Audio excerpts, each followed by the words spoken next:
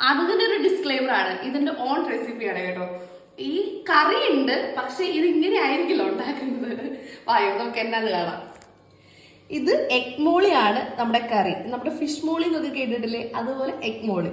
അപ്പൊ അതിന് വേണ്ട സാധനങ്ങളാണ് നമ്മുടെ മുട്ട, തക്കാളി, കറിവേപ്പില, സവാള, പച്ചമുളക്, ഇഞ്ചി, കാഷ്നട്ട്, കിസ്മിസ്, പിന്നെ തേങ്ങയുടെ 2ാം പാലും 1ാം പാലും.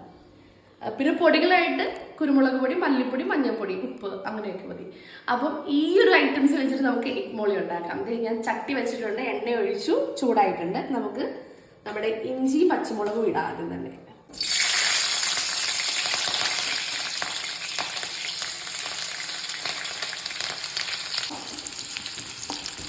നമുക്ക് സവാള ഇടാം. കഴിഞ്ഞ വട്ടം കുക്കിംഗ് വീഡിയോ ഇട്ടപ്പോഴാണെങ്കിൽ എല്ലാവരും കമന്റ് ചെയ്തായിരുന്നു, അഞ്ജു അടുക്കളയിൽ ഈ കലഹം ഒച്ചപ്പാടൊക്കെ നിർത്താൻ. വേറെ ഒന്നുമല്ല, സ്പൂണിന്റെ ഉപയോഗത്തിനെ കുറിച്ചാട്ടോ.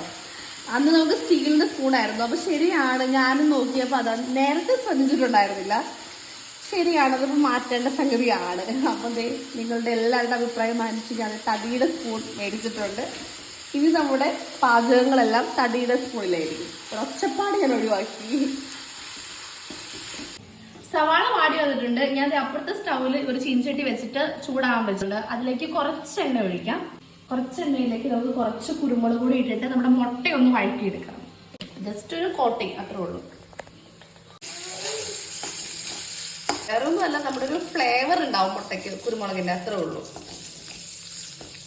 ഓൾറെഡി ഇതിന്റെ മുട്ടയുടെ തൊണ്ട് പൊളിച്ചപ്പം കുറച്ച് വിട്ട് ഇരുന്നിട്ടുണ്ടായിരുന്നു, അതുകൊണ്ടാണ് ഞാൻ പറയാത്തത്. സ്വല്പം മല്ലിപ്പൊടി.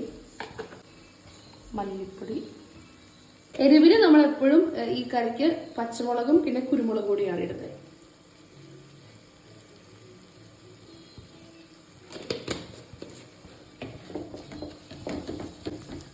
അയ്യോ, ഒരു കാര്യം മറന്നു, കറിവേപ്പിലിട്ടില്ല.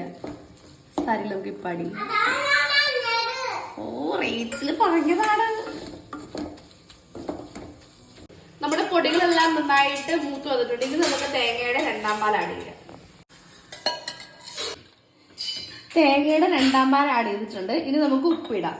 ഒരു ഈസി റെസിപ്പിയാണിത്.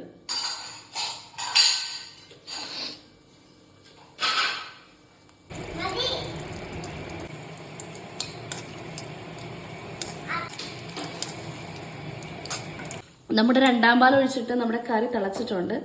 നമുക്ക് ഇതിനകത്തേക്ക് മുട്ട ആഡ് ചെയ്യാം.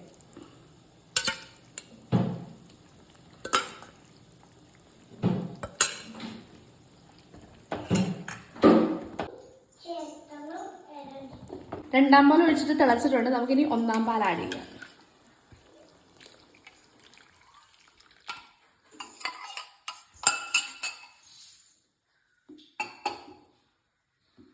ഇവിടെ കുറച്ച് ചാറ് എല്ലാവർക്കും വേണം, അതാണ് ഞാൻ കുറച്ച് ചാറിലെടുത്തേക്കണം കേട്ടോ.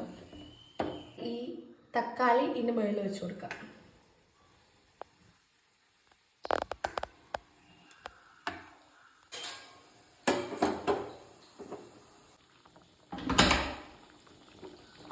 അപ്പോൾ നമ്മുടെ എഗ് മോള് റെഡി ആയിട്ടുണ്ട്. നമുക്കിത് ലാസ്റ്റായിട്ട് നമ്മുടെ കാഷ്നട്ടും കിസ്മിസും കൂടെ ആഡ് ചെയ്യാം. അപ്പോൾ നമ്മുടെ സിമ്പിളായിട്ടുള്ള എഗ് മോള് റെഡി ആയിട്ടുണ്ട് കേട്ടോ. അപ്പോൾ നമ്മുടെ എഗ് മോളി റെഡി ആയിട്ടുണ്ട്. ടേസ്റ്റ് ചെയ്യട്ടെ കേട്ടോ.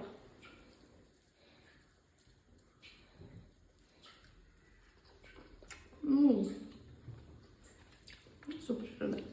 ഇന്ന് എല്ലാവരും ഒന്ന് ട്രൈ ചെയ്ത് നോക്കണേ, നമ്മുടെ ഈസി ആയിട്ടുള്ള എഗ് മോളി. അപ്പോൾ വേറൊരു വീഡിയോ ആയിട്ട് പിന്നെ കാണാം. ടാറ്റാ.